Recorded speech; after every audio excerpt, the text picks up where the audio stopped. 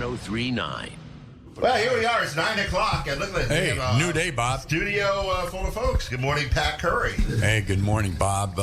We started something new here. It's Called the hopefully Hot Stove League is what we're going to call it. that's what it's going to be. All right, whatever you want to call it. But Big Rapids is long overdue for a sports talk show. We haven't determined who's going to be the host yet, but I'm starting this up. I think you're pretty much it. Well, I got the great Brian Miller here with me, the sheriff's department's, he's the sheriff. And then Jason say your last name. Kostecki, I'm sorry. And Brendan Walsh from the Coyote area. Every week we're going to try to get a different group of coaches in here of all ages. Doesn't matter if they're coaching the minis or the majors, and we're going to try to go with this program until the end of the school year, which would be baseball season. I was going to say Pee-wee's to the pros, and right? track, and we have wrestling. We could have a wrestling coach come in and talk about the wrestling program. I know Sean Cassidy's doing a great job there. And, of course, the Coyotes up there are very proud of their first-year coach, Brendan Walsh. He's got a great record going up there. Second year, is it? There you go. Oh, my Lord. You know why I said first year? It's your first year your son gets to play with you. That's right. Yeah, so that's been a great experience. We'll talk about that a little bit. I do ramble on fast. We got Sheriff with me. He's got a lot of history, a lot of athletics behind him. Jason also, and the unique thing about all three of these guys is they all have jobs that they have to support their families with.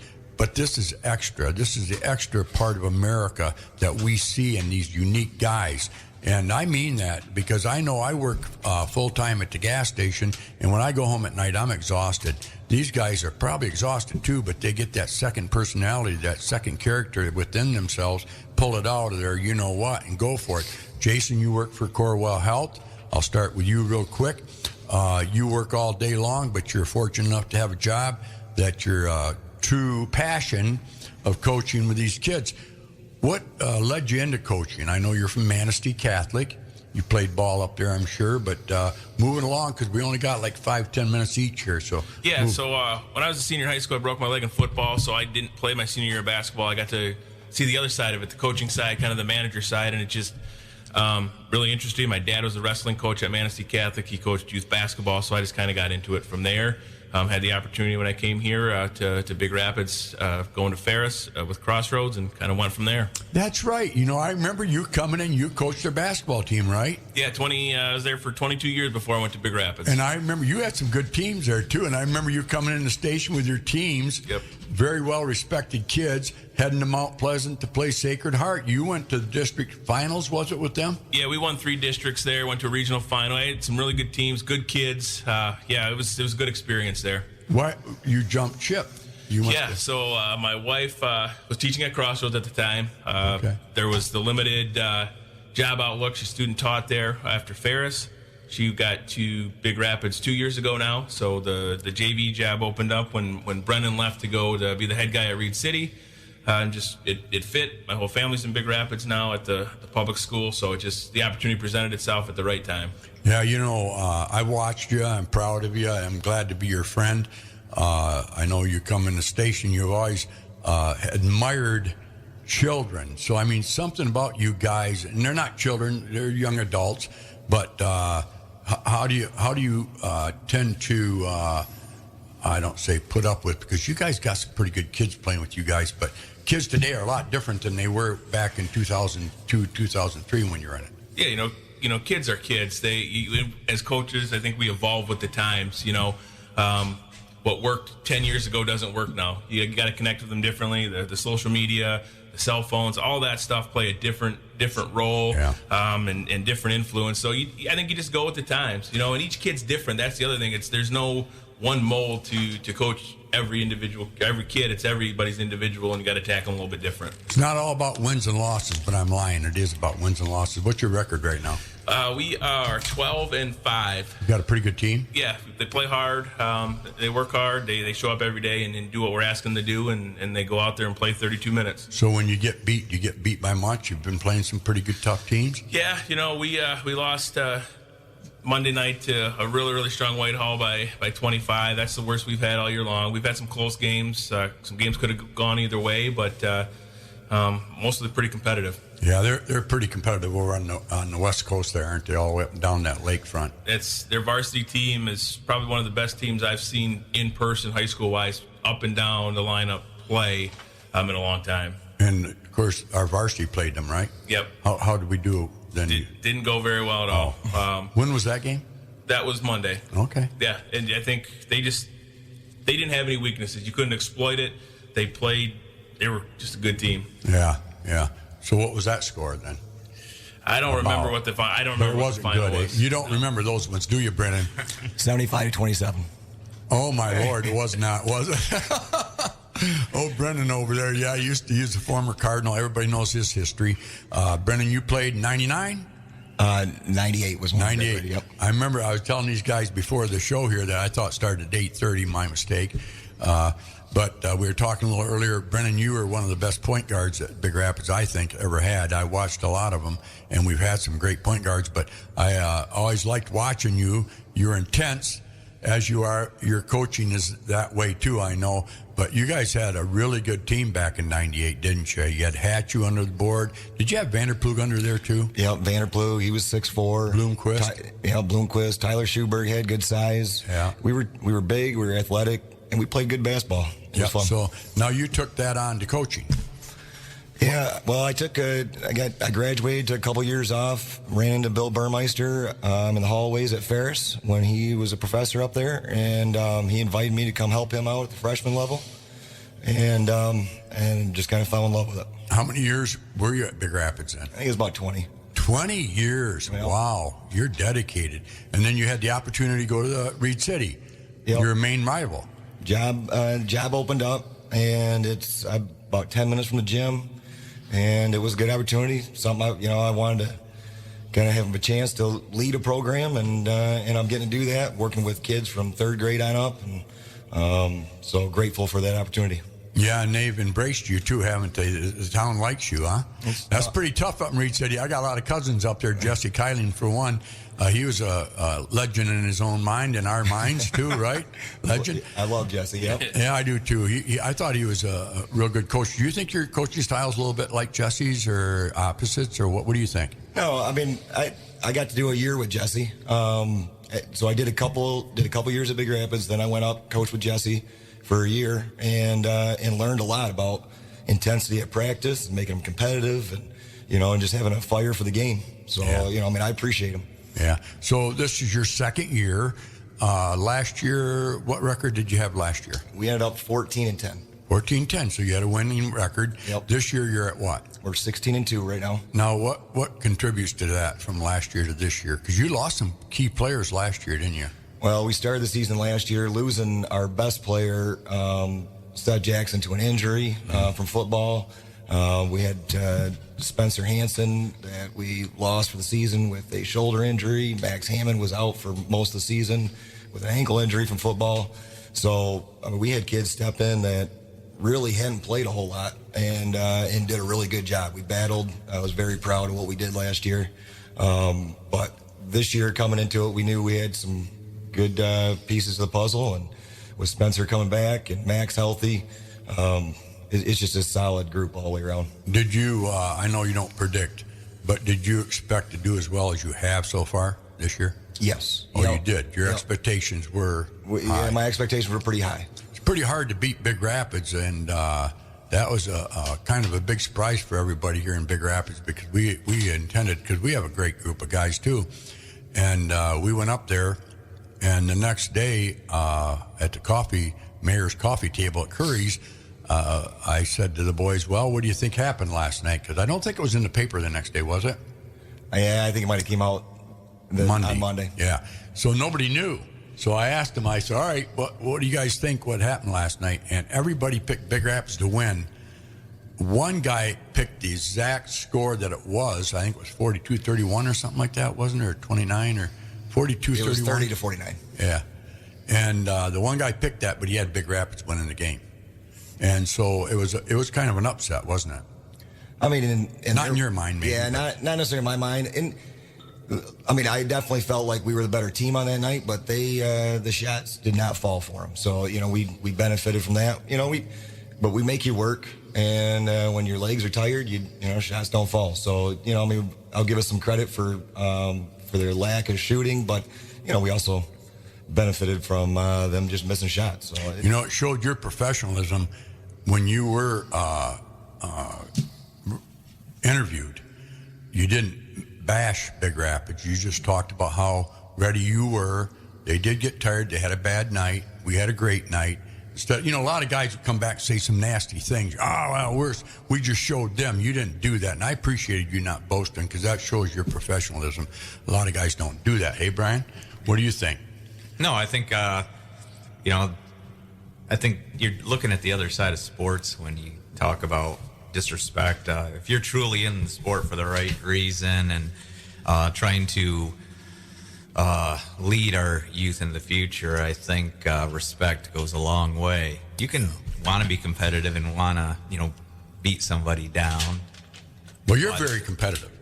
You're very competitive. Yeah, a little. And we were talking about earlier how I got you to ref at St. Mary's back in the 90s. 25 I was years cheap ago. back then. We didn't have a lot of money. We were just poor Catholic people. And thank God people like you and a lot of the football players at Ferris ref for us, Kurt Dabowski, just on down the line. But anyway, Brian, do you think, how do I put this now? Do you think there's two different people in one person? And what I mean by that is, you know, you have your job as the McCosk County Sheriff, so you're disciplined. You make sure your guys are disciplined. You earn your respect from the professionalism that you show. But then now as you turn and put the other hat on, take the county hat off and put a coach's hat on, do you have a different person there? No, I'm a pretty, I think, respectful, mild person, but I run our office a lot like I've run the youth team, athletic teams that I've coached. I like my deputies to have a little bit of an edge. You know, you can be respectful and be professional, but you can have an edge to you and a chip on your shoulder and want to work. And those are the type of employees that I'm looking for, are those type of people that, you know, I want you to have a little bit of an edge to you, because if not, then you become complacent and become just to the point where I think it's important that you have an edge. And I want my athletic teams, whether it's, you know, the youth baseball I coach, especially football, and even basketball, to have that edge. And that's, I like the defensive side of basketball. You know, I think defense leads to offense on a lot of occasions. All right. Hey, Jason, how about you? Do you have two hats? Do you have one at work, and then when you go to Big Rapids High School to put that coach's hat on, do you have a... Yeah, you know, sure you do? I say so because, you know, with my profession, I have to be a little bit more reserved with leading my staff. And then, you know, I think, and this is just my personal opinion, if you have a coach that's excited, up there, you know, high energy, the kids are going to play with high energy. You got a guy that doesn't have a lot of energy, kind of the kids reflect that. So that's kind of how I coach, high energy. Some people might say it's cocky, disrespectful. I don't think it is. I just think it's high energy to get those kids to understand, hey, I believe in you. I know what we can do. Let's go out and do it. You have, you also coached my granddaughter, Kay, right? Last year I did, not this year, though. Okay, well, I haven't been to too many games this year, but last year I went to them, and I watched you. Yeah, you wear a different hat. You were very intense, and those kids was looking at you, watching you, you know, and I think it did inspire them. They played hard, didn't they? In Mount Pleasant, that tournament I went to over there, you had those kids, and they were young. How old? Yeah, they were second, third, and fourth graders. Yeah. So we were young. I was amazed. Yeah, you know, and I think, you know, we do it right. We show them the correct things, and, you know, we go to these tournaments every weekend or these games every weekend, and our kids are just, they're better prepared. You know, they know how to dribble, pass, shoot, and they play with a little more intensity, and it helps.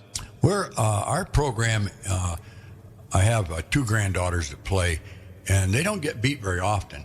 And Kay's team just recently was down to Central Mont Common, played a very tough Morley Stanwood team, very well coached too, by the way, but they were much taller, and we almost won it. We got beat by a couple points is all, but I'll tell you what, our girls were a foot smaller, but talk about hustling and under the boards and boxing out, and they're only in fourth grade. Yeah. And I'm thinking, wow, I hope I live to see them when they get in high school, because they're going to be reckoned with. These girls are serious about this. The only thing is, like Kay and her friends, they have soccer, softball, basketball, track at the high school level, cross country at that level.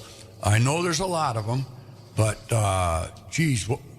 it's just unfortunate because a lot of probably the best ones don't play basketball when they get in high school. Is that true or no?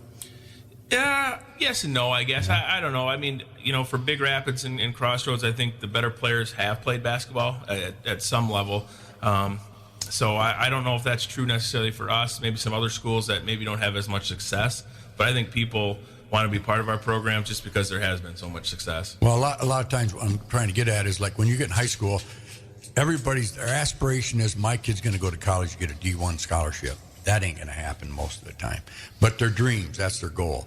So they'll go one sport, like soccer right now. These girls just love soccer. Do you coach soccer? Yes. That's what I thought. Yeah. Well, I see you on the field coaching everything. But anyway, they get, that's pretty intense sport. And these girls are serious about that at this young age. I'll move right along. But I can see them going one sports or not. I don't think so. Not with the groups of those girls that we've coached for soccer. I think right now they play 3 sports. They got soccer, basketball, softball. So they do play 3 sports right now. Could that change as they get into high school? Absolutely. But with the kids that I've seen, they're pretty passionate. Do they run the same time, softball and soccer? Yeah, so that would be the only way that we would split that. But then we have volleyball in the fall for those girls coming up here, so they'll have that avenue in the fall, and then soccer or softball in the spring. Yeah, Brendan, moving on to you now. The Coyotes had a tremendous year last year in football, and I know you waited patiently for your basketball players that are football players, 2-sport athletes.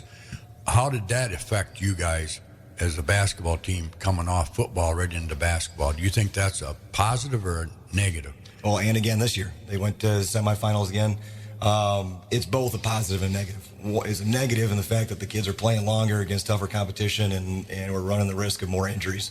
It's a positive that they have a winning culture mindset, and they bring that into the basketball. Yeah. So do you have a lot of seniors this year? We got 8 seniors. 8, yeah. So what's your under class looking like behind those guys? We got some athletes. We got kids that we got to develop. If we're going to be competitive again next year, we're going to have to get in the gym and put in some work. Are they willing to do that, these kids?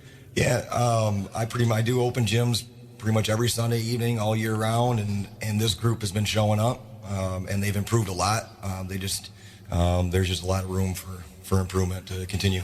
Like Reed City traditionally has the same names year in and year out. Is that still going on today as it was 20 years ago? Like the Hansons, that's one name that sticks out in my mind.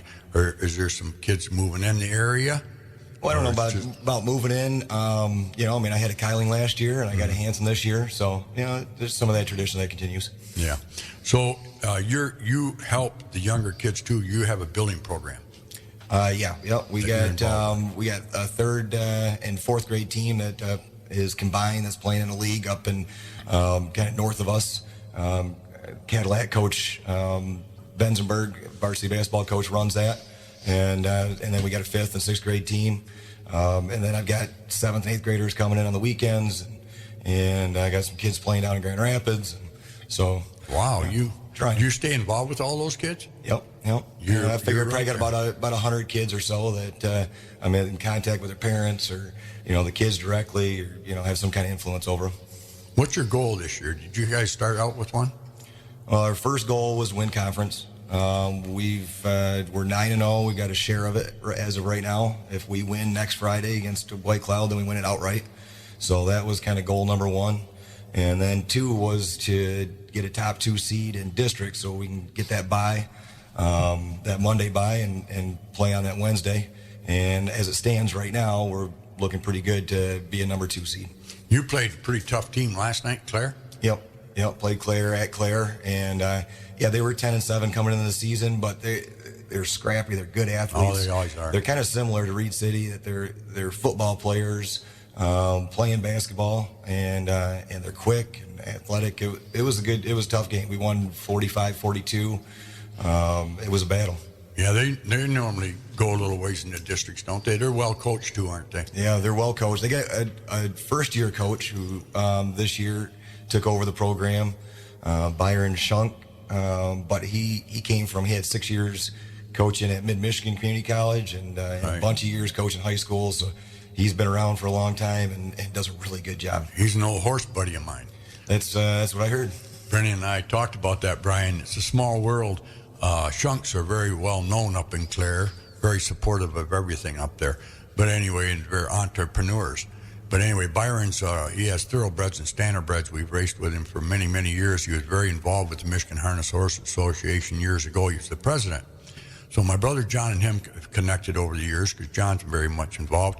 And Brennan, tell us a little story, pre-game talk with him that you guys were just sharing. Tell us that story. Well, one of my good friends, Jared Bloomquist, he lives over in Clare, and his wife works for Northern Logistics, Byron, and that family. And so we got talking about Jared, and we were talking about how good of a ball player he was back in his day. And I told him, maybe believe it or not, he used to be able to get up and dunk. And he said, yeah, I was talking to John Currie last week down in Florida, and he was and he reassured me that Jared could play, and I said, yeah, you're talking to my father-in-law. Yeah, so, small world, isn't it? And he had no idea, so that was kind of cool. Yeah. So it's a small world. Brian, your boys are playing hockey right now, big time. You're one, Cooper, yeah. How's he doing? What kind of years he having? He's first year in goalie, but if you know his personality, it kind of fits him. He's it's tough. It's his world, and we're living in it. I love that kid. Yeah. We're gonna have him back on here and talk about that someday. Yeah, it'd have a tough time pulling away from the mic. Cameron's sophomore on the hockey team, the high school hockey team. We're home tonight at 6:00 against TC West. So if you have a chance to come out and watch, it's we have a lot of potential. It's a good team. Just got to figure out which team's going to show up. If they all show up, they're a tough team to beat. Traverse City. Yep, Traverse City Did you West play tonight. Once this year already? We played Traverse City Central last week and beat them. Right. Yep, Okay. last Wednesday, I believe we beat TC Central, and that was one of our actually better games this year. What was the score there then? I think don't quote me. I want to say 3-2. So then they played West, obviously, right? I'm sure they have. Oh, yeah, I I haven't really scouted too much with them. Hockey's I've coached and played football, baseball, basketball, and then hockey's the one sport I've never coached. So it's fun because you can sit and watch and not critique your kids or critique what they're doing wrong because you don't have a clue. You can just enjoy it. Well, they love you then, don't they? Well, yeah, unless you're not giving effort, and then I have a huge problem. Right. Okay. I wondered. I knew there had to be something there that would inspire you to. Yeah, it's an effort. Yeah. And, I think our coaches really are the ones that are grooming our young people to be leaders. Mm-hmm. I look at these two here across from me, and, I had the opportunity to coach with Brennan for a few years and just think the world of them. And, we've actually came to be close friends.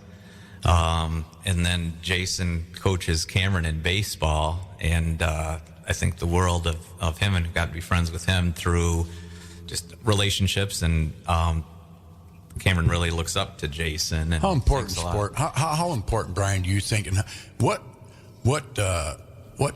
does it do to a kid that's in sports? If you're a coachable kid, you're gonna be an employable young person or adult when you get older. I can tell you, working in the law enforcement field, I could point out people that didn't play team sports when they were younger. It's very obvious to me. I can point those people out just by the way they work and work with others. Mm-hmm. What, I know I've hired a lot of Ferris football players over the years. You got a good one right now. Yeah, we want him. Yeah, Brett. And his dad worked for me back in the day too, and played football at Ferris. But my customers can tell if those kids play football, that they play athletics. They're just good people. They know how to respect. They know how to smile. They know how to greet people. They're communicate. And they're a team player. They're a team player. It teaches them to play as a team. And don't you think so, Jason? What do you think? What do you think our kids in America today would be if the Americans came out? No, I say Americans. I shouldn't have said that. The government came down and said no more sports. I think you learn so much through sports. You learn how to battle through adversity, injuries. Brian said communication, how to be part of a team. And guess what? You always don't get along as being part of a team, but it's working through those nuances of communicating and saying, Pat, you made me mad today because of X, Y, and Z. What can we do to fix that? And I don't even want to think what it would be if we didn't have athletics for those kids to learn and grow and compete and realize that success is earned. It's not just given. I think that's the most important thing. Well, you look back 3 years at COVID and the Let 'Em Play movement. If you guys, just looking back in the recent past, yeah, and that Let 'Em Play movement during COVID, and how I think, I look back and those young kids during that time that were in that really important point of development in their life. I look at my 10-year-old son. He was 6-7 years old at that time, and I don't think athletically he is where his brother was at that point because of that year off from COVID. They're different kids, mind you, too, but I think that COVID was a negative when it came to the kids not being able to associate, hang out, whether it was athletics, the arts, or whatever. Yeah, I agree. I think. What do you think, Brennan, on that? Back in the day there, when kids couldn't play sports, no playing, everybody was shut down during the COVID year. Yeah, it was tough on them mentally because that's one way that they socialize with each other and and build confidence and just being overall active. So there is an importance to athletics. Do you think that we won't go into too deep? Is sports fair? And what I mean by that is, do you think some kids just don't get that shot because of who they are? I don't know. I feel like life's not fair, for one. So, and that's, as parents, we should want our kids to be put in situations where they've got to have some adversity and they got to battle through. You're not always going to get the minutes. You're not always going to get to start. And these kids aren't going to go play professional basketball. So if they can learn lessons that are going to make them a better person, then whether it's fair or not, what does it matter? Thank you. That's perfectly said. Perfect. Don't you agree, Jason? Yeah, and part of it is, showing up every single day, whether you get the minutes or not, being a good teammate, being a good coworker as they get into the adult world. Brennan said it, they're not going to play professionally. 10% maybe are going to play at the collegiate level. Maybe it's a higher percentage. I don't know with all the Division IIIs and things, but it's not fair. And it's, if you show up every single day, continue to work hard, get better, earn your spot. And I think you said because of their name or whatever, to me, it doesn't matter. You work hard, you're going to get some minutes, and sometimes even working hard, you might not get those minutes just because you're not one of the better skilled players and putting you in that situation to have our team be successful. Because ultimately, it's a team sport, not individual. Sometimes you got to understand your role going into things too, and that's where maybe coaches, at the beginning of the season, says, "This is what your role's going to be." You may exceed that based on circumstances, but this is what my expectations of you are. This is where you going to be. Is that something that you can do and be part of this team? Because if they can't, maybe being on that team isn't the right place. Not everybody can be that superstar. Everybody needs to. It's like a puzzle. Right. We're going to wind down here pretty quick, but I do want you guys to come back because I have a lot of questions for you guys, and I love this way it's going right now. But in just a couple of seconds, each one of you talk about the role the parent has. Brennan? I would like the role of the parent to be to support their kid, tell them good job, and to not question their teammates, their coach, and what their kid is doing every day. I feel like if they would just show support, that we would be better off in the end. Jason? I'm not sure I can say it any better than what Brennan just said. I think the role of, because I have kids in sports, the role of a parent to me is support your kid unconditionally, support the teammates, and support the coach whether you believe in what he's doing is correct or not, because we see these kids every single day in practice. The parents don't. Support them, encourage them, and it just makes everybody better. Right. Right along with these two, both of them said it perfectly. and I will just add this caveat: don't enable them. More you enable them, and maybe play into some of the feelings they have about lack of playing time, and maybe talking about the coach in their presence. I think the worse off everybody is, and I think more detrimental to the team you are. Back when my kids played, there's a few parents that disrupt the game, but today I see more of that, and I almost think we ought to film these people and show them afterwards, because they're good people. They're very nice people off the court, but I go to my little Jack and Kay's and Maddie's games, and Jack's, I went to his, I won't say where it was at and who they were, but I was quite embarrassed. These kids are fourth grade basketball players, and Tim Heist is their coach, along with Jim Brown's son. What's his first name? God, he's a good kid. But anyway, good kid. He's an adult. But anyway, Jacob, I think. Yeah. Anyway, they do a great job with these kids. Tim Heist, I tell you what, he's a good coach. I've coached with him past. I love him. Yep. I sometimes have problems with him as a superintendent, but I love him as a coach. No. But anyway, I watch him. He does a great job.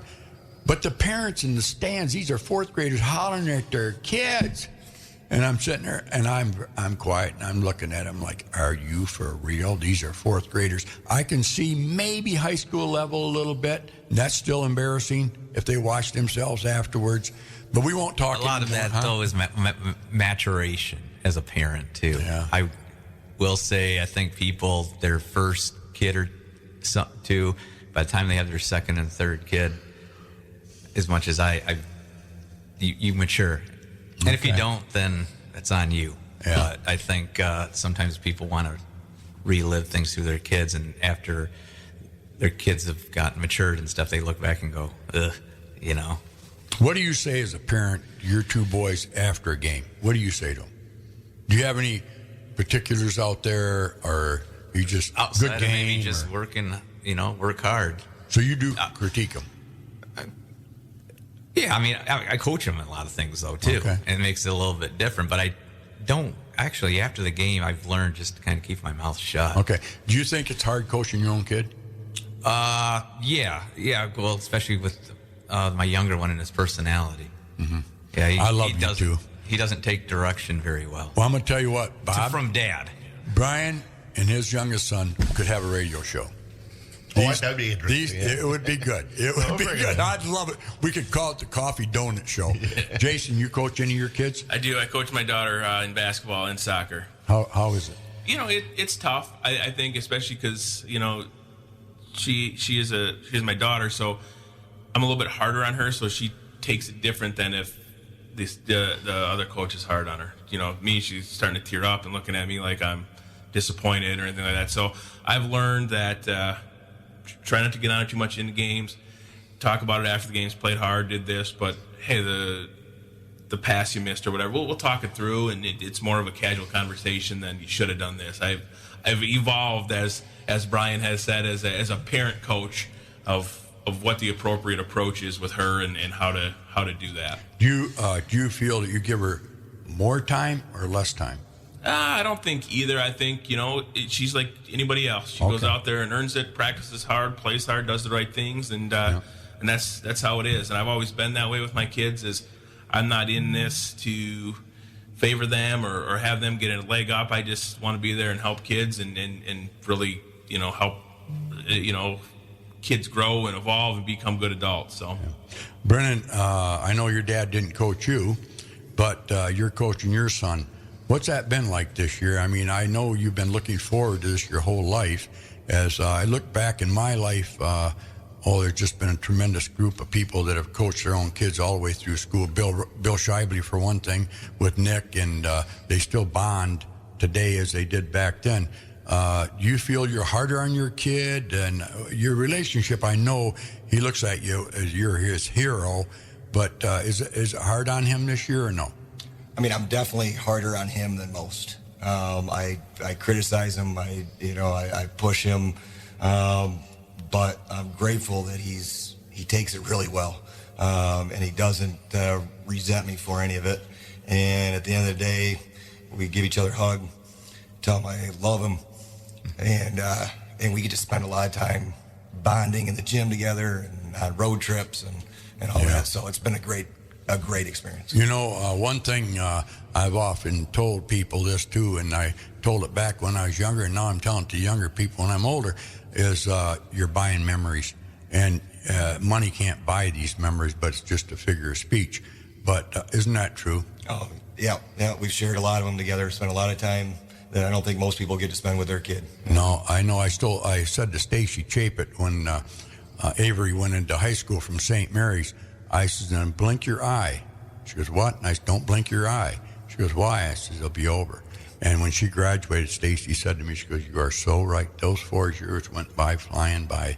High school goes by so fast. Don't you agree?" It goes by so fast, especially the last couple of years. It's like, I mean, you look at pictures where he had a baby face, and all of a sudden now he's a man. He's 18 years old. With like size 20 feet. But don't you think, Brian, the reason it is? Well, yeah, I mean, it's so busy. Well, I look and you're busy. Jason and I had this conversation before we even came in the radio station about, everybody says you're going to miss it when it's gone. And Jason and I, like I said, we'd had that conversation just a short time ago. Yeah. And I look and, we talk about Cameron in hockey. I look at his team and they got 9 sophomores on that varsity hockey team. And I'm thinking, this year's great. I'm really kind of focused on this year. I go, boy, next year we could be. And then I shut up and I'm like, I don't want to look towards this senior year because I don't want it to come. You know what I mean? Right. Yeah. What moment right now in your life stands out of memories? Any of you can speak up. If Brian can't think of it right now. How about you, Brennan? What's the most memorable moment in your life right now? What? I don't know. Well, is it the shot your kid made in overtime, or a free throw that won the game, or isn't there any? Maybe you don't have one right now. Maybe you'll look back someday and see it. Yeah, I'm sure I'll look back and see it. But I mean, it was like last night. We're walking off the court, and my son comes over and gives me a hug, and just those. I mean, I'll remember those. Yeah. How about you, Jason? Anything? Yeah. I don't know if there's. You're a young parent, so I mean. Yeah. So I don't know if there's one specific. I think it's just watching your kids do something that they love to do and be in their environment. Last Saturday we had a game and the ball was rolling down the floor and Hadley's running after it, couldn't catch up to it. Obviously the ball's rolling faster than she can run, and I just yelled at her. I said, "Get faster."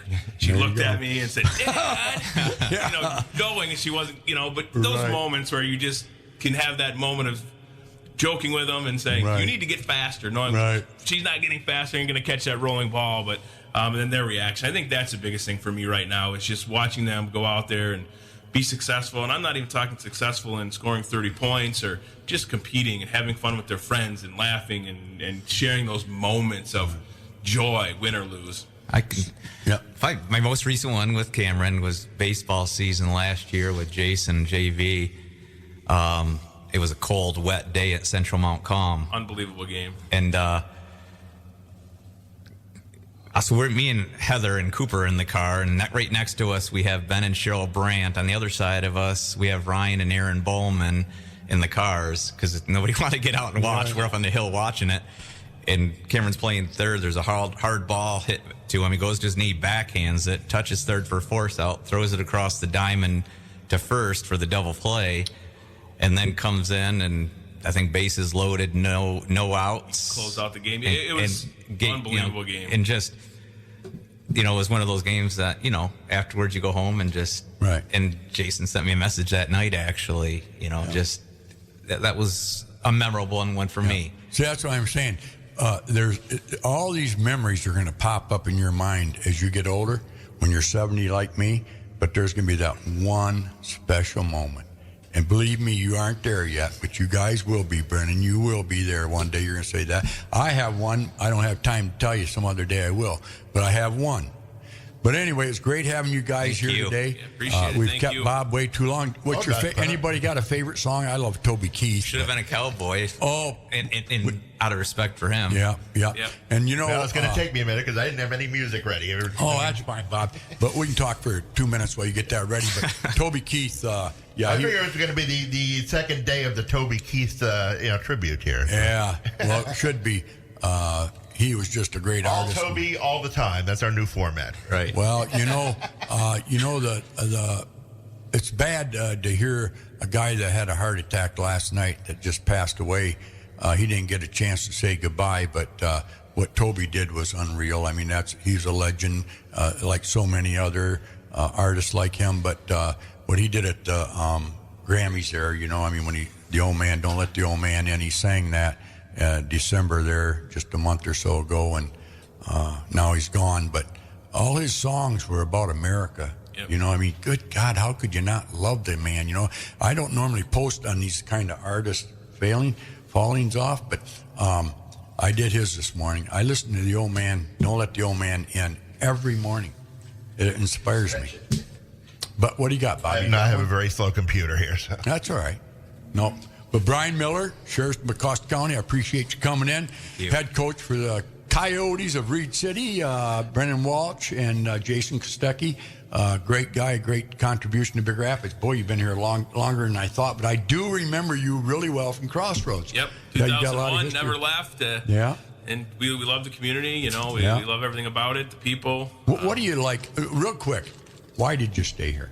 What intrigued you here besides your job? So originally it was, we had never intentionally planned on staying. When I said my wife Shannon got that job at Crossroads, we were kind of a couple years thinking going back towards the Ludington, Manistee area, and then we just got involved in organizations, the Elks, those kind of things, and met people and realized that we like this community and don't want to leave. It's big enough to where you can get lost, and it's small enough to where people. So we just really like being here. I couldn't have said it any better. How about you, Brennan? Yeah, well, it's family and coaching is what kept me here. Yeah, Brian?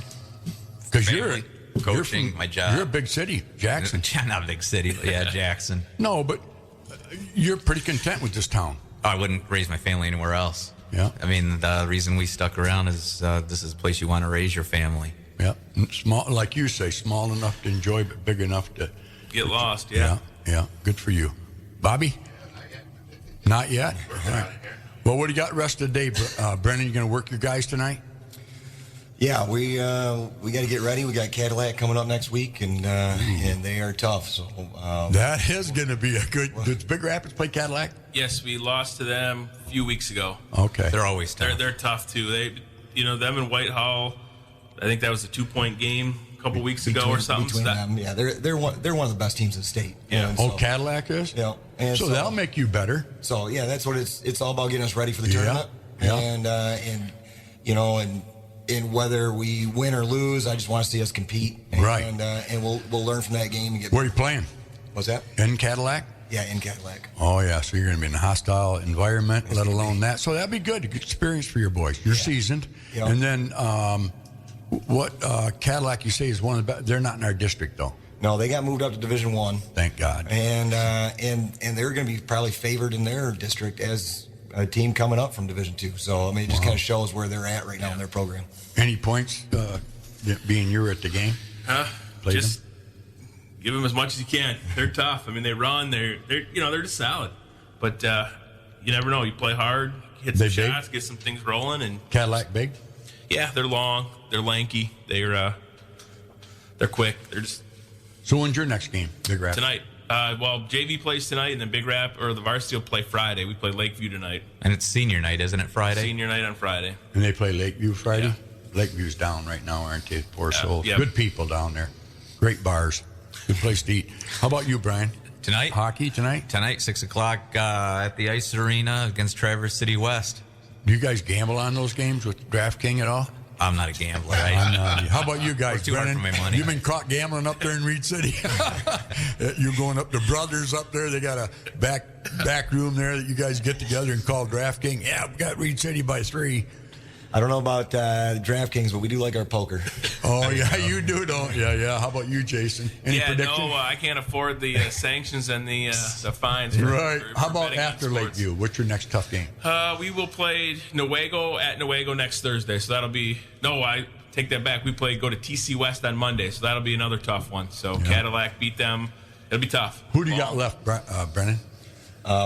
We got White Cloud as our last conference game, and then you got the conference tournament, which will be fun. Top 4 teams in the conference, so it's going to be good competition. Again, getting us ready for the districts. Who's in your district? Ludington's the team to beat. They are tough. And then it's Big Rapids, us, Manistee, Mason County Central, and Hart. Oh, wow. But Ludington's not in yours then?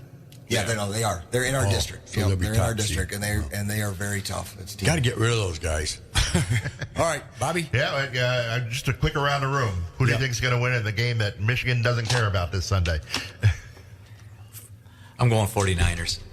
Oh, you're talking about Super Bowl? Yeah. 49ers. Oh, Michigan doesn't care about. Yeah, I do too. I think 49ers, the way they manhandled at the end of Green Bay and Detroit, unless something fishy going on, I don't know. I think San Francisco, you got to take a team like that was down by Detroit by that much to come back and win. That says a lot about a team. That's kind of like your team, isn't it, Brennan? They don't quit, do they? They battle to the end. Yeah, so that's good. And your hockey, same thing. Your kids don't quit. No, they don't quit. No, your kids don't either, right? Yep. What do you say to them, real Jason? Well, are you ready? I'm ready now. Yeah. I got to go. Jason, what do you say to your team when you're down by a lot? Hey, just keep grinding. Just got to keep grinding. We got to get better. I mean, possession by possession to get back. There's no magical 10-point W or NBA Jam TE square that's going to pop up. So we just keep grinding. And they keep playing hard. Brennan? Yeah, just one play at a time. Focus on where you're at right now. God bless you all. If it wasn't for God, we wouldn't be here. So let's say hallelujah. Bobby, thanks a lot. You got it. It's the Hot Stove League. That's a working title. I call it Curries Huddle.